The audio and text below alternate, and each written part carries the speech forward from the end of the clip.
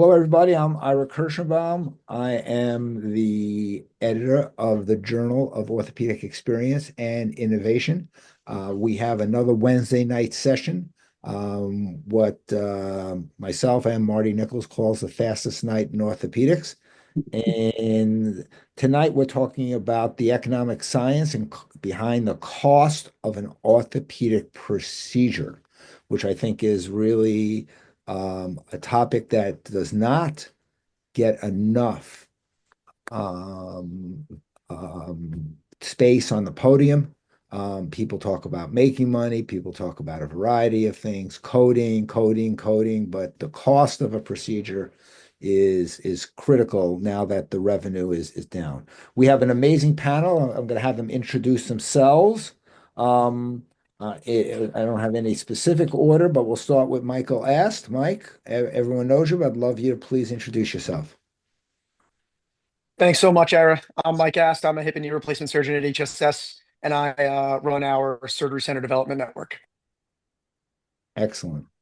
Excellent. Charlie DeCook. Hey everybody, glad to be with you tonight. Ira, thanks for the invitation. Yeah, excited to be with you. We are a large group of joint surgeons here in Atlanta that has 4 surgery centers and are very aware of our costs and looking forward to learning from the panel. Excellent. And Derek Haas. So I am not a physician, although both my parents, brother and sister are, uh, based in Boston, and I am the founder and CEO of a healthcare analytics company called Avant-Garde Health that go to work I was doing with two of the faculty members at Harvard Business School, Michael Porter and Bob Kaplan, and we have software analytics for health systems and surgery centers to help them understand and improve the profitability and quality of their surgical care. And we have Kuba Taka. Hi, my name is Kuba Tatka. I'm a hip and knee surgeon at White Plains Hospital, and we have probably 3 dedicated joint surgeons and probably another 4 to 5 surgeons that do hip and knee surgery alongside us. So we have a pretty high volume of hip and knee surgery for a small hospital. Very good. So I want to remind everybody, if you have a question, you're going to put it into the chat or use the reaction of raising your hand. We'll call on you. You ask the question. This is part of the open mic system. So I'm going to start. I'm going to start asking a question. Mike asked, you are very involved, obviously, and written quite a lot and lectured quite a lot on ASCs. What are really and you've spanned in your career, hospital-based only and ASC only. What are the differences in the concept of costing and ASC procedures versus hospital outpatient departments or inpatient procedures? Is there a difference in those worlds? There's a bunch of differences. I think the biggest difference between the costs in an ASC and the cost in the hospital is I don't care at all about the costs in the hospital, and I really, really care about the costs in the ASC, right? And above all else, that is the issue, right? That's one of the biggest problems. And the other challenge, I think we even heard it a little bit in Charlie's introduction, in his network of surgery centers, they're very aware of their costs. They're probably quite transparent. More importantly, they're simply available. And I'm sure Derek can help explain to us later sort of how to make that available in your center or to yourself or what type of analytics you can do. But the real difference is when you ask for your costs at the hospital, most of the time nobody can even tell you. They have a really hard time even knowing. I think it's because for decades, hospitals sort of did okay and costs got fudged and things got moved from column to column. And we weren't down to the idea of like, what does my case cost? What does a hip replacement margin look like for Medicare versus commercial insurance? And now that payments have gone down, now that health systems aren't as flush as they were, we're starting to see a lot more of that really attention being paid to that topic, even at the level of the hospitals and certainly at the HOPDs. I think when you think of the difference, right, what's the difference between an ASC and an HOPD and a hospital? I always go back to, if you want to be very, very simplified about it, costs have 2 buckets, right? There's fixed costs and variable costs, right? It's as simple as that. There's some things you can't change and some things you can.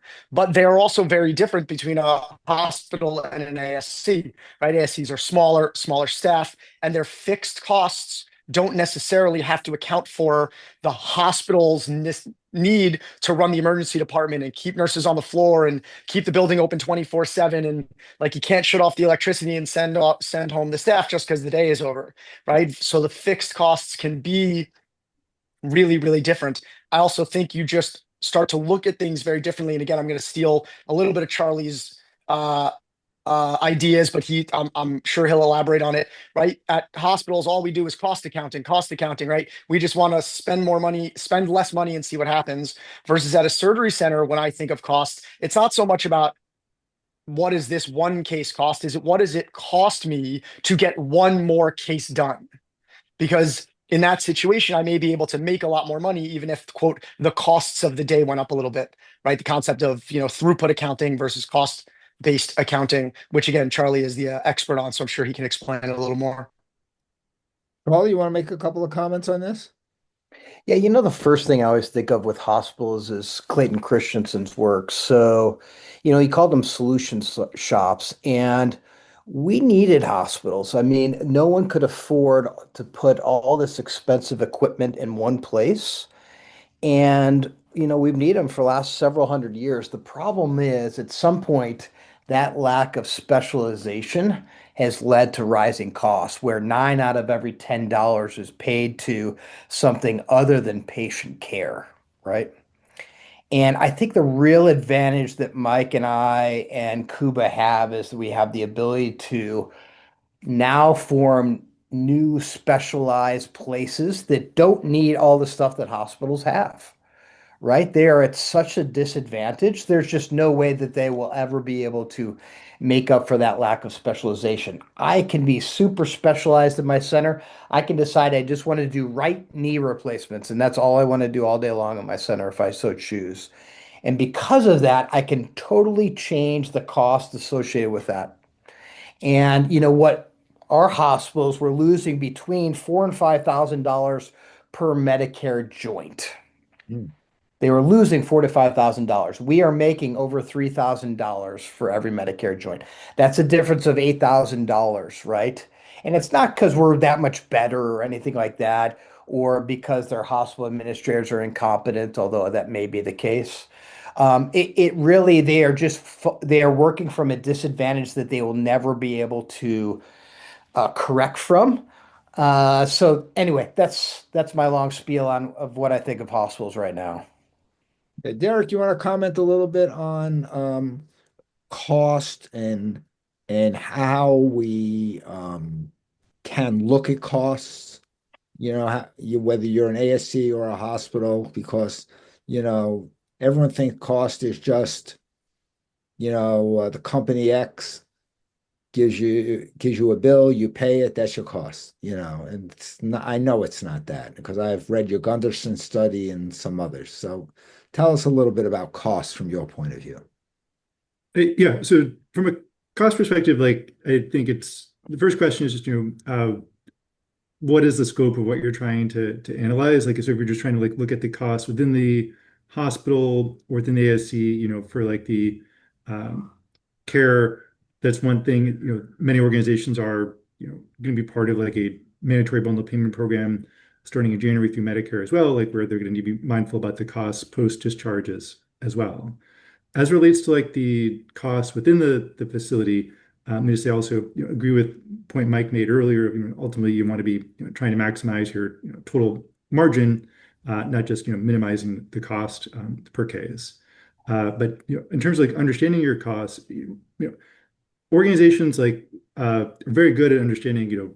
Here's like my expenses, like in aggregate in different categories. Here's how much I spend on drugs, or here's how much I spend on supplies, or here's how much I spend on like nursing.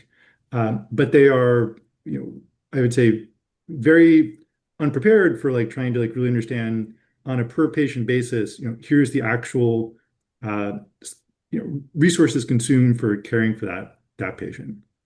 In terms of like understanding your true supply costs, like net of keeping for health systems, many of their supply contracts have rebates associated with the different vendor contracts, and keeping track of that is like something that is hard for most health systems to do right now, effectively, for instance.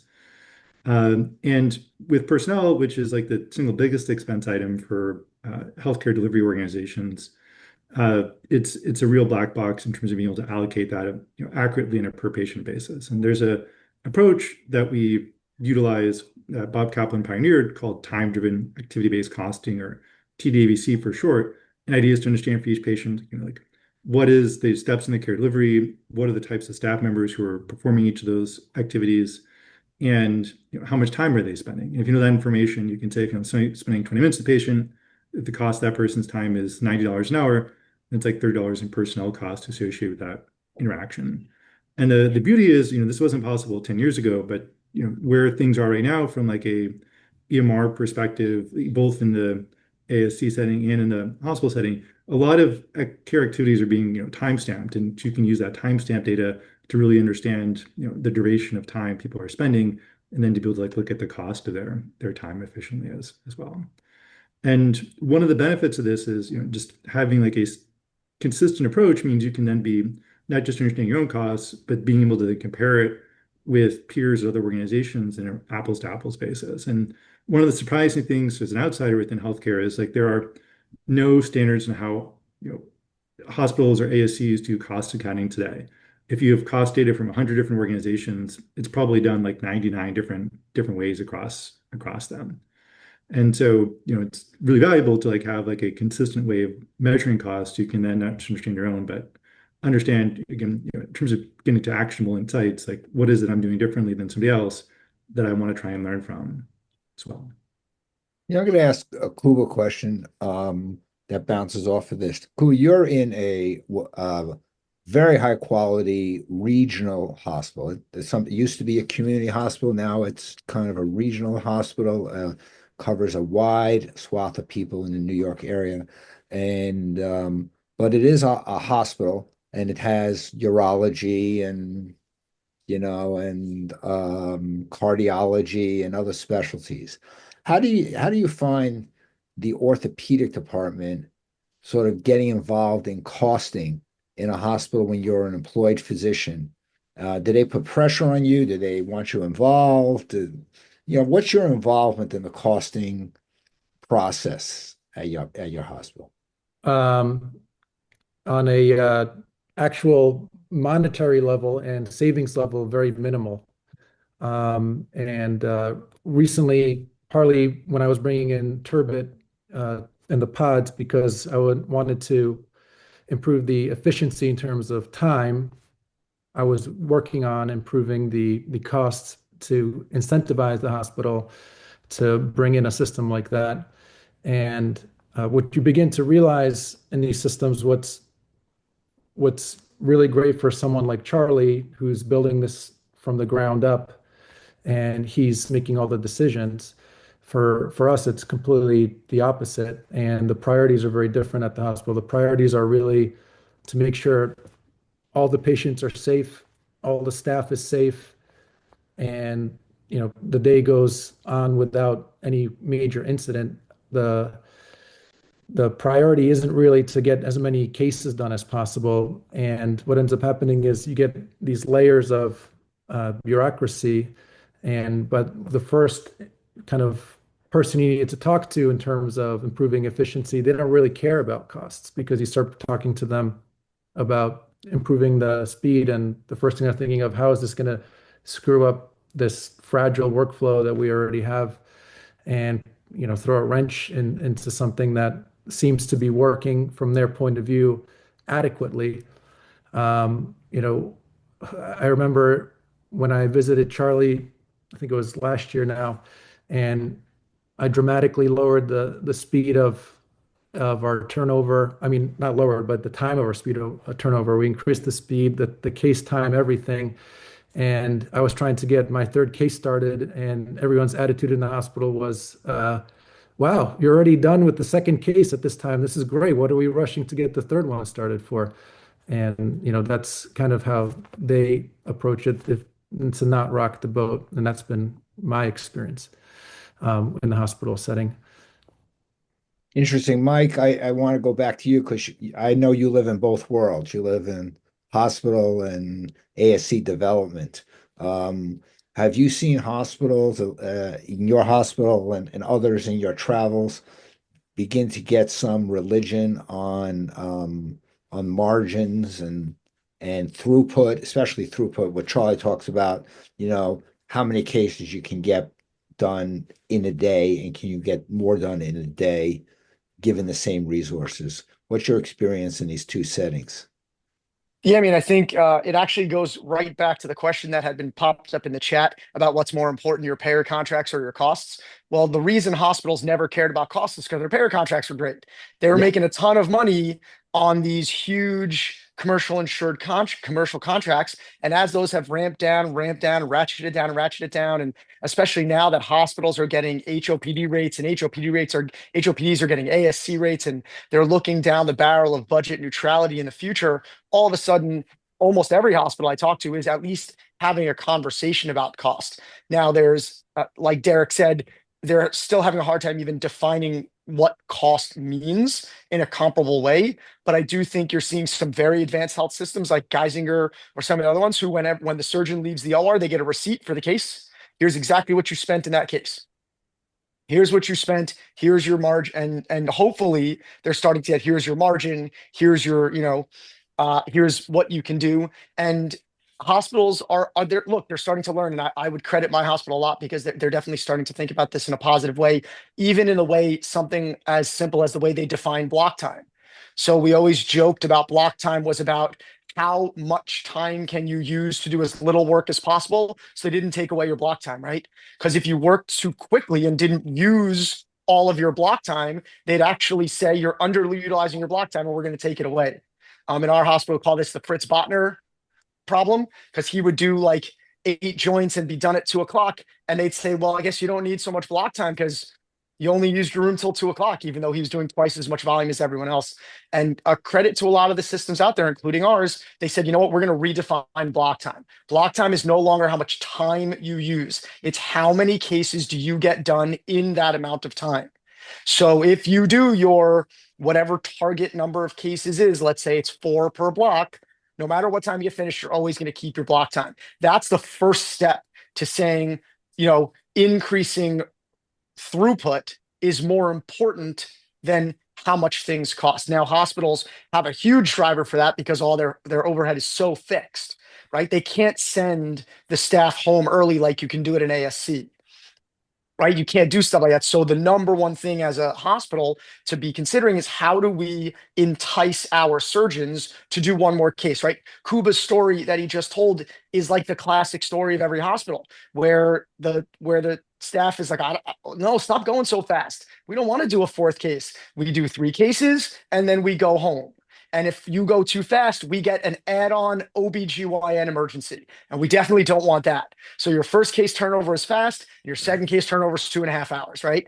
If all of a sudden you start incentivizing the physicians, or at least talking about, hey, getting more cases done during your time is helpful to everyone, then all of a sudden you can do that. And they do that through gain sharing programs. You can do that through ownership, like ownership in ASCs. Sometimes, and I think we heard it a second ago, you can do it simply through transparency, right? The other thing we now get is unblinded data for everyone in our division. Right. So all 30 surgeons see exactly what everyone's doing. And a little bit of healthy competition can really drive some improvements. And I think, again, that goes back to Derek's point about you got to measure it the same way for everybody so that you can make some comparisons. Charlie White, you had a question. You want to ask that a little bit on driving reimbursement down? If you're available to ask your question, Charlie. You want me to ask a question? Yeah, you asked a question. Yeah. What's the question here? The question is, do you feel that doing cases quickly will drive reimbursement down? And does efficiency actually make it easier to negotiate better reimbursement? That's what he talked about. Yeah, the question is actually I want to add another aspect to that, which is the revenue part. Your strategy to increase revenue. Yeah. Let's actually start there, and then we'll go to the race to the bottom and see who's at fault for This has happened in other industries as well. Like in the 70s in the airline industry, we were talking about cost. And what was their response to cost? It was dealing with flight attendants, cutting the number of peanuts you got, looking at cost of fuel, that kind of thing. So I fear in healthcare, the we're in a world of trouble if we start talking a lot about cost because we lost the forest for the trees. The real way to do this is to really increase your revenue. Cost is a very secondary, tertiary issue in this factor. And the reason why I say that is because in the airline industry, what a groundbreaking airline was able to do in the 70s was be able to say, we're using an airplane for 5 hours a day.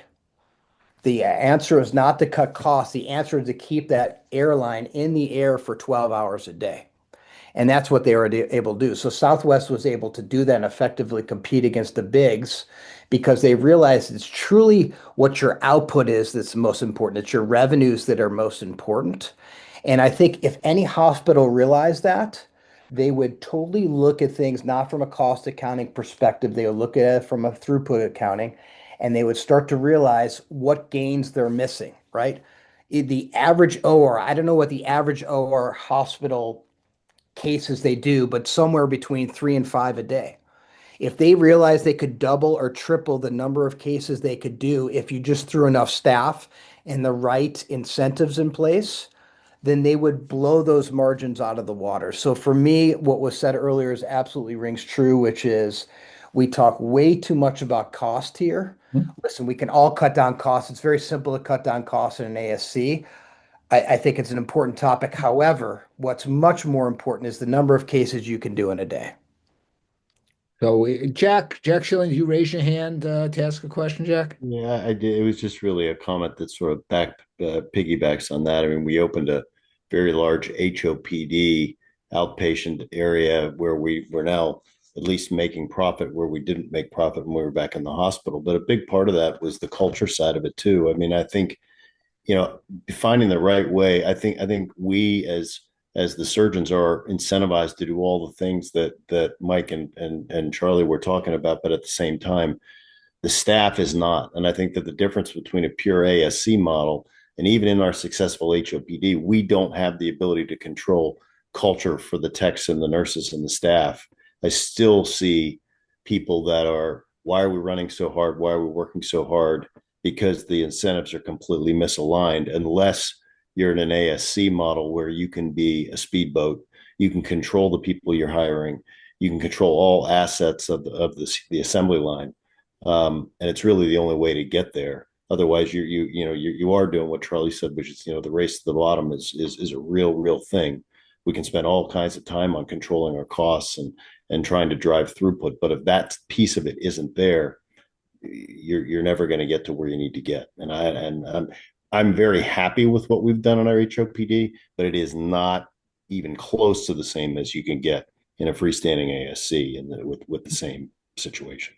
Yeah, I think one of the easiest way to address it is actually changing our simple definitions like start times, turnover time, utilization. These are so archaic and anti-throughput, it's not even funny. So for us, utilization, it's kind of like getting back to airlines in the 70s, it's exactly the same. They were talking about flight hours, like how long the airplane was in the air. Well, that means very little. What really matters is how many seats were filled and how long they were up in the air for, right? So for us, utilization is simple in our ASC. It's how many cases do you do in that room per day? That's it. It's a simple metric to follow, and it's an easy way to really encourage throughput. What are some, I'll go over to Derek, who's done a lot of work on cost, but you've also done some on revenue. Let's talk about revenue strategies. Okay. Revenue strategies, whether that's, well, I'll just leave it up to the panel. Derek, revenue strategies, Yeah, so revenue generation increase revenue strategies. well, I guess just gonna like one comment, just to kind of bridge off of some of the things that Charlie and Mike were sharing earlier too. Like when, as it relates to like looking at the like the block or blocks. Like my favorite way of looking at that is like basically kind of contribution margin per block or contribution margin per block hour. So you're looking at, as Charlie's saying, kind of both factoring in the revenue and also the cost. And as Mike was sharing earlier, if somebody's finishing all their cases early, but they're generating a ton of margin during that block, you're really only caring about the total margin that's being generated during that block time. And that's super helpful for hospitals to then understand, like where ultimately what are like the services or physicians like where they're really contributing to overall margin for the hospital versus like potentially kind of draining margin for the organization as well. So if I can only look at like one metric for it kind of combines together like the cost and throughput and revenue side of things, like that would be like the one thing that I would suggest focusing on. From a Derek, real quick on that. How do we do that? What's the best way to do that?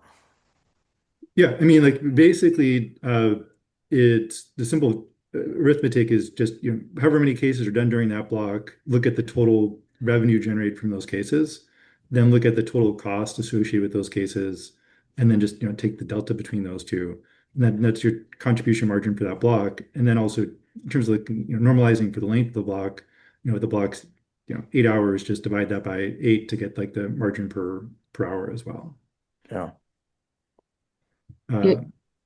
Yeah, I would say, Oh, sorry, get question. Someone was talking. I think part of the problem, though, of doing a margin per hour, these averages kind of throw things off. So if I was to look at averages, like it would be basically $6,000 of cost per case for us per day, right? So that's the average across our cases per the day, given our last year's, 12.5 cases per day in our two-room ASC, right? So that's our numbers. That's our average. But it's a little bit misleading because really after those first two cases, I'm making significant profits from that moment on. Right. So it's not really every case is costing $6,000. It's we're paying off our ASC for the first two cases, and then after that, we're making profits from that. And I know that every additional case I do is going to net me a certain thousands of dollars of profit per case. So I know how important that next case is.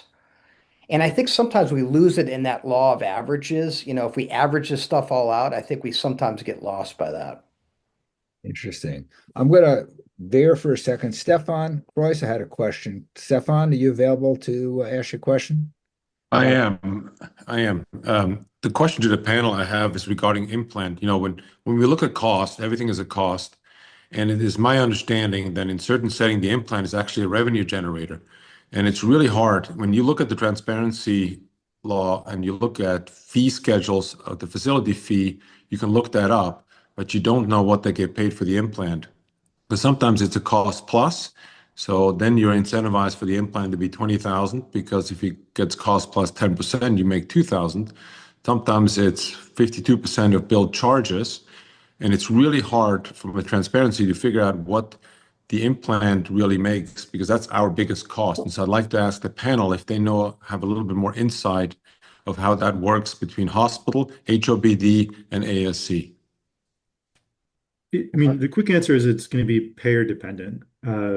So vast majority of payers aren't reimbursing separately for the implant. Like it's part of the total reimbursement for doing that procedure in that facility. And for Medicare, that's always the case with a couple of very small minor exceptions. There are some commercial payers, I would say more commonly like in the South and Midwest, geographically, again, not exclusively, but more commonly in those areas that will reimburse on a cost plus basis. And so it goes to the importance of knowing by payer how those contracts are structured. Stefan, I'll tell you, in the Southeast or where we are in Atlanta, there's only a few centers that have a cost plus contract. yeah, it's a facility fee based, and it's standardizing, and that's They exist, but my gut tells me that there's less and less of them out there. I don't know. Derek's I would got a agree more national with that. view. Like it's decreasing over time. I mean, in Houston, Methodist pays $4,000 for an implant. They mark it up 7x. They bill 28,000. They get paid 14. So they make $10,000 just on the implant. And that's in an ASC? No, that's in the hospital. Yeah, it's a whole different game in the ASC market. It's a facility fee based. So you make money off of saving on implants and supplies and staffing. That's how you make your cost savings. Even in Texas, I think most of the payers are doing it the way Lacey's describing, and so again, there are some nuances payer to payer, but for the most part, the implant is a cost to your goods sold rather than like a separate line item you can bill for. Interesting. We have a great comment from Aylan. Aylan, you're a neurosurgeon, but we welcome you in because you do spinal surgery. So it's so we respect that. Could you kind of expand on your comment in the chat about this operative value index you talk about? Yeah, it's admittedly a bit of a shameless plug, but I'd love everyone's opinion on this. I'm in my 4th year of practice, and we've published about 20 papers on TDABC using sort of Epic and other EMRs and building a homegrown software layer on top of that for academic purposes. But as I've mentioned in the comment, like the cheapest care is no care. We're all worried about commoditization and the race to the bottom, as Charlie mentioned. So it occurs to me, I'm looking at a 25-year career or more in the future, that if we don't start quantifying the value that we are providing to patients that on a patient-centric basis, we're going to be screwed. And so what we published on about 5 or 6 times now is something I call the operative value index. So we take a given condition. So for us in the spine world, take something like the ODI, which is a lumbar disability metric that's patient reported. And we look at the delta in the ODI before and after surgery. And we divide that by the actual TDABC-based intraoperative cost. So we can actually get a price for a given 1-point improvement in something like an ODI. And we can take that to the payers and say, here's the actual quantifiable value on a per case, per surgeon, per facility basis, and compare that with any benchmarks. And you can do it for any condition. You just choose the relevant condition-specific patient-reported outcome of your choice, whether it's for hips or knees or what have you. So I'm curious if there's been any conversations along that side on the orthopedic front, because if we just focus on costs, we may lose the plot here. Some comments from the panel? That's a Derek level answer right there. Yeah. I mean, what I'd say is like, fantastic that you're measuring the PROs pre and post and looking at that relative to the costs. I think like the way Mike Porter would think about that is like he was reluctant to like, even though the value equation's like, outcomes over cost, he's reluctant to kind of divide things in that way and tends to try and think about the outcomes as being multidimensional. And so there's actually like an article, I'm just trying to pull it up here in real time.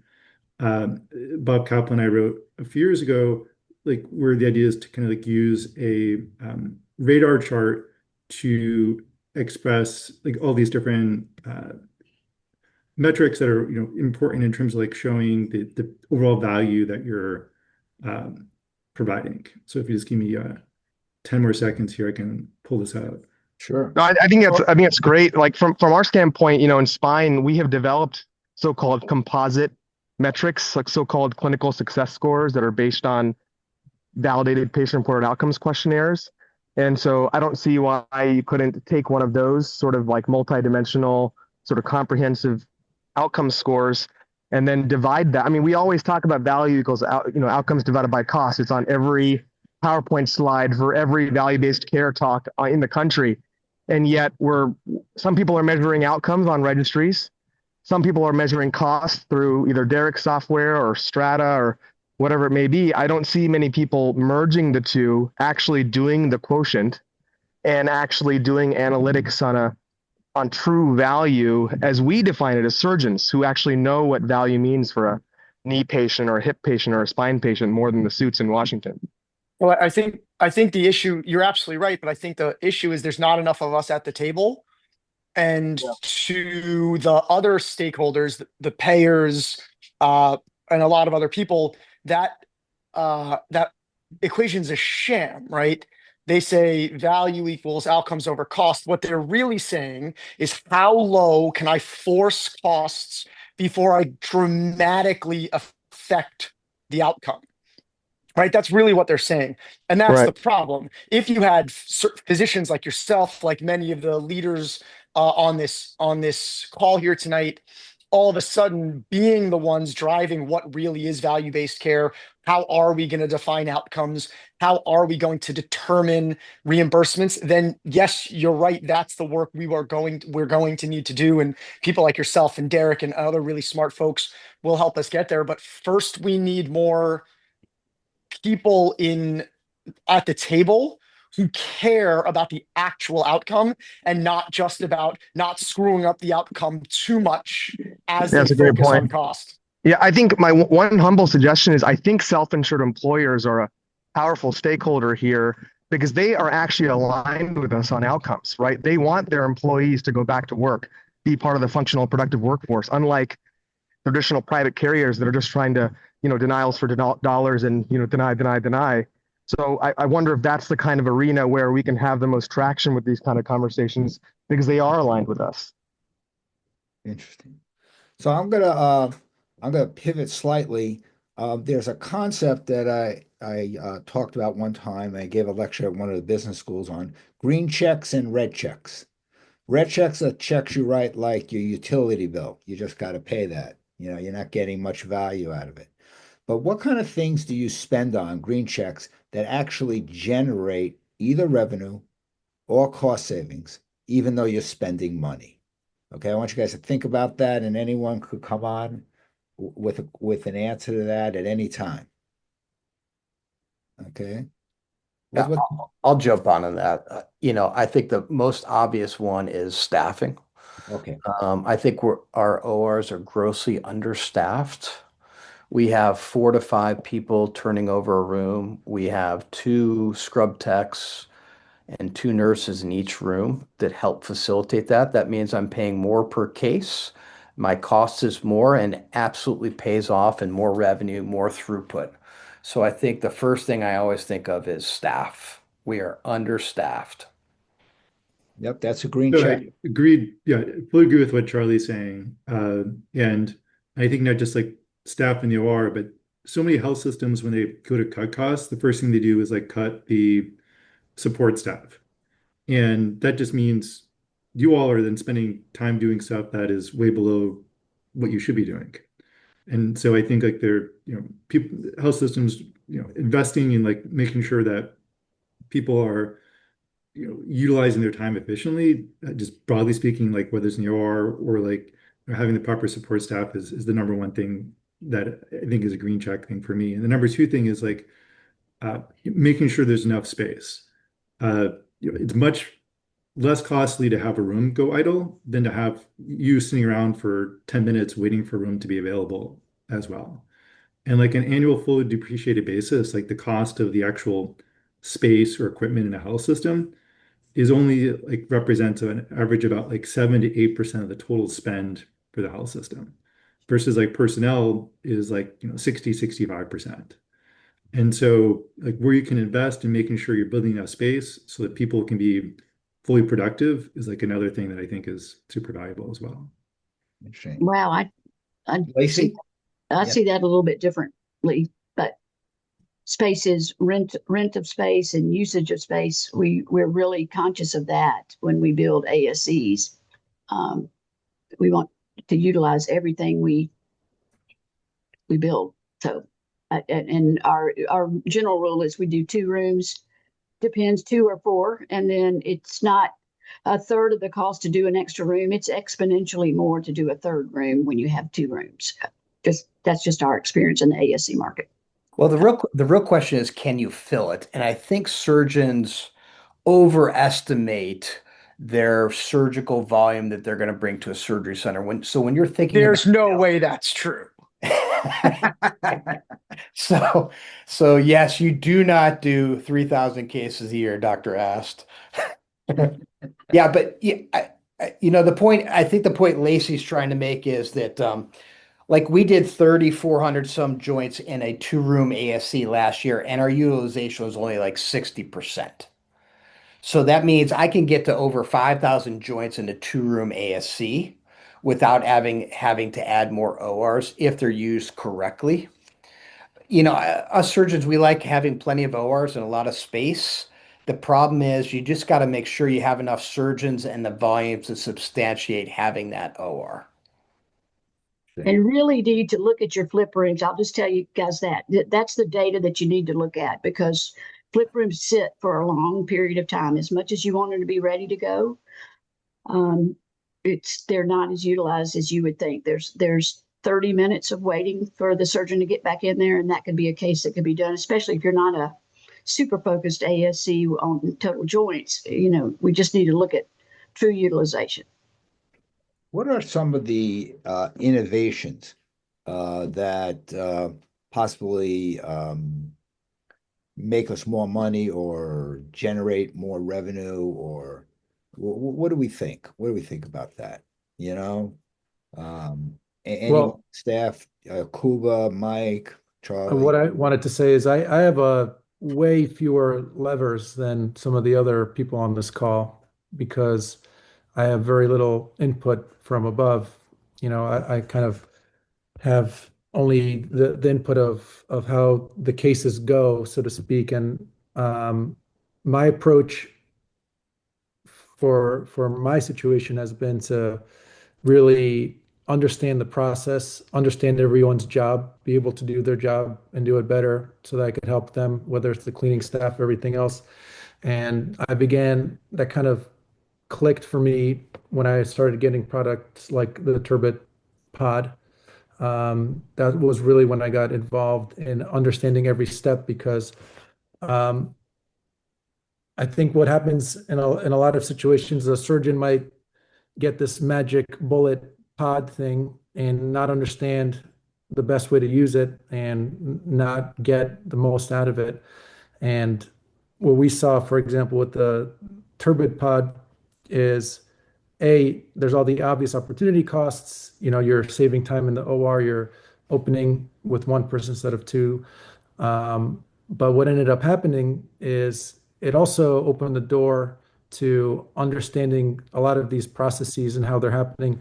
Where are they putting the garbage can? Like these kinds of details that no one working in a hospital thinks about, and they're walking 20 feet to throw away a piece of paper every time, and it takes them 10 minutes to open three something instead of two because they just throw the garbage behind them.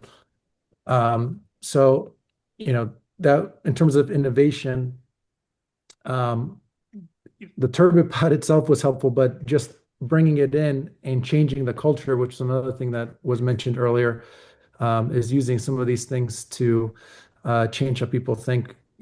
One thing that I've been working on at White Plains too is our CSPD, which was also part of the Turbot installation. I found that we have all the software the hospital bought, and it's kind of like owning an iPhone and only using the calculator in terms of how the staff was using it.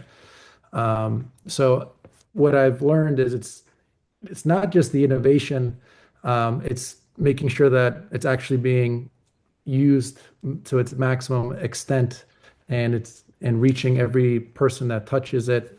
And you realize that the chain is a lot longer. And dropping in something like Turbot is amazing. It helped a lot, but improving all the steps around it also dramatically improved our turnover. Yeah.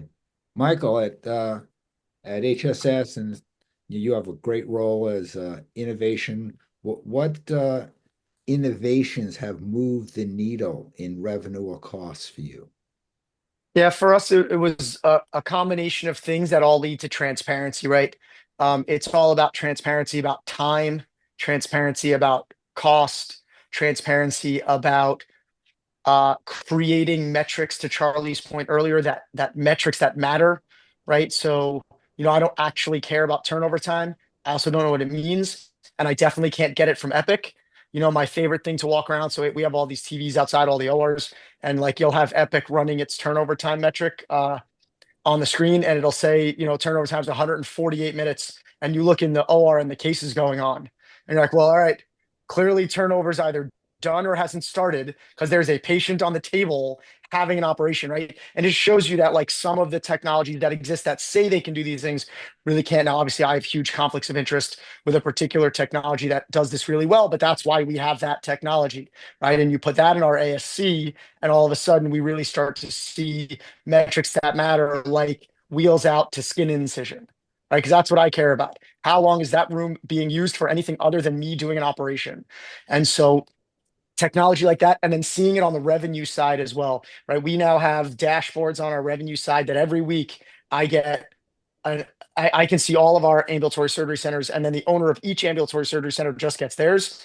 And it is your block utilization, your utilization of time, your revenue per payer, right? We've hit on this a couple of times, but the world is very different if you have really good contracts or not so good contracts. And when you look at your government payer rates and your commercial payer rates, and you see how that adjusts your margin, it goes back to Charlie's point earlier about how the only thing that really matters is get the best payer contract you can. But we put that out every week in an unblinded fashion to really create transparency. So anything that brings transparency to your operating room is going to improve your ability to drive things that improve revenue or things that improve cost, and hopefully both. Charlie? Yeah, I just dropped a text in the chat that I got from Ospitec today at the end of my cases. Wow. So just take a look at that. This is the feedback we give to every one of our surgeons, and Ospitec is giving us that throughput all day. So we're able to act on that. We look at it every quarter. We make changes to improve our throughput as a result of that. And if you don't think that our revenues improve as a result of using a technology like Ospitec, you're crazy. Now, I don't want to tell them how valuable they are because I don't want to pay more money. However, it has totally changed the game for us. So that's for me a green check. Now, a red check would be every robot that's ever been created since the dawn of time. So those are red checks to me. Those are things that take too much time, have never improved patient care. They will someday in the future. I think Stefan's going to make the robot that's finally going to be used and it will be appropriate. But for now, they all suck and they're all terrible for the bottom line. Oh, and speaking of Stefan and other green checks, the ramp thing that he showed me, that thing is awesome. What is it? It's like a foot positioner for when you're doing total knees. Instead of like having to tape a sandbag to the bed, it never moves anywhere. It takes like 1 second to set up. It's way cheaper than trying to sterilize the DeMeo over and over again. That thing, Stefan, man, that thing is awesome. And we're about to come with an improvement that I don't need an improvement. The one I have is perfect. Well, there's the heel still We need slides, that. and so We need that. I hate we're the going to DeMeo. come up with something really good. So, All right, we just made Stefan's day. That's great. Masha Dumanis, you have a comment? Yeah, I have a question actually. I'm curious for those of you in ASCs, how many of you have value-based contracts with payers where you're being assessed for more than just the episode of care, and how far out that episode of care, or rather for more than just the acute surgery, and how far out that is looking? And maybe for Derek as an adjunct, like when you look into the future, how much do you see that coming to the ASC? Because we're talking about technologies that are absolutely and processes that are optimizing our ORs today. And I think where some of the costs start to accrue to payers are costs in not even orthopedic care. Like we know infection's a big one, but infection happens in very few patients. But in like, visits to the ER afterwards, or even to urgent care, or the calls that you're getting and follow-up visits, which right now my understanding is most ASC contracts don't have that folded in. So I apologize for the very long compound question, but I'm just curious how much value-based care has creeped into ASC and where we think it's going. Who wants to take that? I mean, I'll say I think in the ASC setting, it's still like in the very early stages, broadly speaking. There are some places that have contracts that are where they're kind of like accountable for, like as a physician group, like musculoskeletal spending on a per member per month basis. And so like, they're very sensitive to like site of service for, which cases they're doing in the ASC versus which doing in the hospital, and then, managing that total, patient spending over the course of the year. But from like like say a overall perspective, I would say most ASCs are, on a kind of pure fee for service basis at this point in time still. Yeah, I do think that is going to change. And I think, mentioned earlier, Medicare is starting this new mandatory bundle payment model for 5 surgical episodes in 25% of metropolitan areas in January through the Medicare team program. I do think, that program was introduced in the last administration. It's continuing in the current administration. I think there is like broad support, to the extent anything's broadly supported in DC at this point, for continuing to move in that direction over time from a reimbursement perspective. So I do expect that payment model to grow both in hospitals and to, if we would have made the point earlier about site neutrality, but to like have that, extend into the ASC setting over time as well. We're only seeing like Blue Distinction or some center of excellence that can make some differences in the payer contracting. We can negotiate or fill out those applications and get approved for those. That's been a little bit of a plus for us in the ASC. Yep. I think if you're Go ahead. Sorry, I think if you're running like a true musculoskeletal risk contract, like they have at Duke, where they have, specialist-led global musculoskeletal care, site of service. Remember, the two most expensive things are site of service and discharge destination, right? Those are the biggest ones. If you take out, complications and readmissions, because to your point, Masha, they don't happen that often, right? The controllable ones on a large scale are those two. Then you will see optimizing site of service, and there's no question that ASCs are uniquely positioned if and when they're brought into that. But for now, I agree, it's not that much. We have a few bundles at our ASC because our ASC is a hospital partnered ASC. So some of our contracts extend from the hospital to the ASC. The future, as Charlie said, of all of this type of elective care is probably not in large general service hospitals. And so as that naturally occurs, so too will the shift in the way that things are paid for. All right. I'd like to bring up sort of an 800-pound gorilla here, and I'm not referring to Richard Bush as an 800-pound gorilla, but his question. Richard, if you're still available, I want you to ask this question. Are you around, Rich?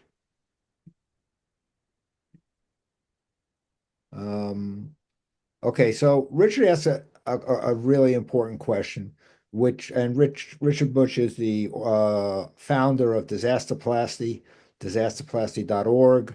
And he asked a question, where are all the difficult cases going to go and who's going to pay for them? And the cost of we spent a lot of time appropriately on the cost of primaries and, cases that can be done. What about those very difficult cases in the future of hospitals? How do we approach that? Or that may be a whole nother topic session one day. I actually think Charlie answered this earlier, right? Everything is going to go to specialization. I think that the best thing that will ever happen to hospitals is when all the primary joints leave, right? And then you start to get regional concentration of complex care, right? Because we want to make sure patients have access to complex care. It is the most important thing we do. Access to care across the board, but certainly access to complex care. But when we start to sort of send it to regional centers and at the same time, make sure those centers are appropriately compensated for the complexity of care, and that's where it gets more complicated. That's going to be probably the best thing that has ever happened to the care for those patients, right? Because Disasterplasty, the organization, is exactly the point, right? It is the group of the busiest surgeons treating the most complicated patients. Well, guess what? Those surgeons are better at those complicated patients, should be paid appropriately for it, but also should, for better or for worse, make sure patients have access to that level of care. And whether it's infection centers, whether it's periprosthetic fracture centers, whether it's complex revision centers, whatever it is, what we need is an appropriate payment system for that. But what the patients really need, what Charlie's been saying from the beginning, not just of this webinar, but I would argue the beginning of time, is that when you specialize, you get better at something. When you get better at something, that value equation goes up in both directions, right? The cost goes down, but the quality goes up because you're just better at it. And so I think the future is ASCs doing all the easy stuff, and then our regional revision centers of excellence, complex care centers of excellence, taking care of the rest in a way that benefits patients. I think it's Ira, brilliant. can you hear me? Yeah. Rich. Yeah. That's all fine and dandy, but let's get reality. Okay. Medicare doesn't care. Insurance doesn't care. Right. And we're not going to get to that point with the present leaders that we have. Right. The cost of these things are becoming ridiculous. There aren't enough centers to take care of this. Medicare, I'll put it simply. All right. I trained in DC. I took care of congressmen and senators. First of all, they're not smart. Okay. They're just politicians, and they don't have any idea how healthcare works, even though they used to be physicians. It's crazy. All right. And if you ever talk to, Ira, you were there with, what's his name from Tom Price talked about things, and how when he was charged of HSS, how they did things. Right. It is a quagmire. They have no incentive to give us anything until we say no. Right.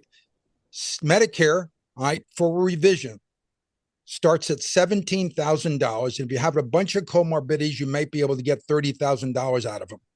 How are you going to do a major infection? How are you going to do a DFR or a total femur or somebody that needs that if that's $60,000 and $70,000? Who's going to absorb that cost? Right? It's not sustainable as we drive everything to ASCs, which are healthier patients, but the hospitals are left taking care of these sick ones. And you're starting to have hospitals getting to the point that they're going to start closing again. If I could jump in, I'd love to answer. Yeah, Charlie. So, Clayton Christensen, when he coined the term disruption, he said that the true idea is that new technology will allow you to do a more complex thing at a cheaper site of service. So Innovators Prescription talks all about this. 10 years ago, everyone said it was too complex to do primary joints in an ASC. In 10 years from now, what's going to happen? We are going to be doing our revisions in ASCs. It absolutely is going to happen. We're looking at doing one. We've got plans in sight for the next 24 months to do the first ASC only, revision only ASC, where we will do a periprosthetics, infections, and all those things.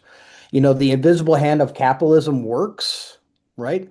We may not be putting expensive cones and other things in because it forces us with the contracts, but we will find a way if we stay true to that dogma.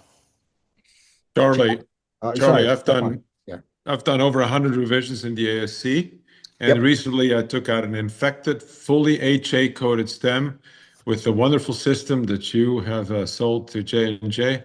It cost me $5,000 for the blade, but man, it was worth every penny. So revisions can be done in the ASC, and we can. I have 2 EOBs of revisions. The identical revision, hospital got reimbursed $80,000. We got reimbursed $20,000. We can save an enormous amount of money to the healthcare system by doing revision at the ASC. And I feel much more comfortable doing it in the ASC because my staff is impeccable. The hospital is just an absolute catastrophe. Yeah, I love it. It's going to mean that we're going to have to be better with anesthesia, better with blood loss. We're going to have to manage a lot more. I mean, I'm not saying this is going to be easy by any means, but we have to continue to innovate to make that happen. Jack, you had a question? Jack Schilling, or Yeah, it was more of a comment that there's a third group of people. We're talking about simple primaries and complex revisions, and the third group of people that I think are going to get left in the cold are really unhealthy older people that don't have a complex knee, they don't have a complex hip, they just cost a lot. Because of Michael's point about the 2 most expensive things are where they get it done and where they go. They lose on all fronts. And what do you do with the 84-year-old? I have no family. I live in a third floor apartment, and I can't go home from the ASC. And oh, by the way, I had a cabbage last year. So those people struggle in this world, and I lose more money on those cases than I lose on any other cases because they just don't fit, and Washington doesn't care about them. So that's the group that I worry about, and I think that there's going to be a gap that they fall into where they don't get care if we're not careful, because they will be the people left standing by the side of the road. Just thoughts on that. So that, Ira, that's the point. There's always going to be a group of people that are always going to cost a lot more money to take care of. And the problem is these centers can't always absorb that because there's huge number of hospitals, guys, that are just middle-sized hospitals or small town hospitals that get these disasters. And by the time they, I'm not going to say screw it up, but try to treat it the best they can, then it ends in my center. All right, now I got exactly that patient that's going to cost a hell of a lot of money to try to take care of that we can't absorb anymore. And that's with somebody who knows what they're doing. And so that you can do revisions in ASCs. Yeah, I've done some of those too. But if you guys think you're going to do infections and make money, and if you think you got another thing coming, okay? The cost of some of these kind of things in an ASC is not sustainable for that kind of model. I'm just telling you, I disagree with that completely. Simple revisions and things and so forth, fine. But who's going to do the 50-kilogram diabetic that I have here in the hospital that somebody operated on 3 on as infected? You think you're going to do that in ASC? Come on, let's stop this nonsense. All right, and we got a big problem on our hands. I love it. Come on. So we are at the fastest hour of orthopedics has sort of ended. I'm going to ask all the panelists to just give some final comments. I feel everyone's been a panelist tonight, so I could ask the whole staff. I'll start with Charlie. Just some final comments that people could take home with. Yeah, I look at time as not cost. I look at time as opportunity. So we look at our ASC ORs as opportunities. And as soon as we fill those first 2 cases of the day, we're making profits. And our goal is to create a process in which we give high quality and high throughput. And I think that's our key to ignoring the cost issues that are currently out there. Okay, Kuba, some comments? I would say that what has given me the biggest efficiency gains in White Plains and what I've learned is to kind of look at the whole process and understand all the steps. And sometimes, as much as here at Joey, we like talking about the sexy new products and stuff. Sometimes you get more gains by getting an extra broom for your staff when you realize that they're running around, using one, and you can, improve things a lot more that way than, the fancy products. So that's something to always keep in mind, that you have to be open-minded about where to see those improvements. Okay, Derek, a few comments? I'd say something that's exciting that we haven't touched on tonight yet is just the ability and power for AI and generative AI to do a lot of the insight generation for you from analytics perspective. So you don't have to be spending time, combing through the data yourself as well. Like it's now possible to basically, have the AI in a HIPAA compliant way, just analyze your data and get to the conclusions and save you a bunch of time with trying to run the numbers yourself. And so I think that's a super exciting moment in healthcare from that lens right now. All right. And Mike, I'd love for you to bring us home. Mike asked. Yeah, so I think I'm going to probably end this with the same call to action I end almost every time you let me speak, Aaron. I appreciate all the opportunities. It is the only thing that fixes every one of these problems, everything from our disaster plasty question to our value-based care initiatives to our understanding how to change the mindset in healthcare, from cost accounting to throughput accounting to looking into what Derek and what we've all learned from him is we need more physician leadership. This all comes down to the importance of physician leadership. Healthcare systems, hospitals, ASCs, HOPs, doesn't matter who you are, all do better when actual doctors that take care of patients are in charge. And so if I could, you know, get anyone and everyone to scream something from the mountaintops, it's going to be the only thing that saves healthcare is continuing to drive physician leadership. Thank you. Absolutely great. So I want to thank everyone, the panelists, and everyone who spoke tonight.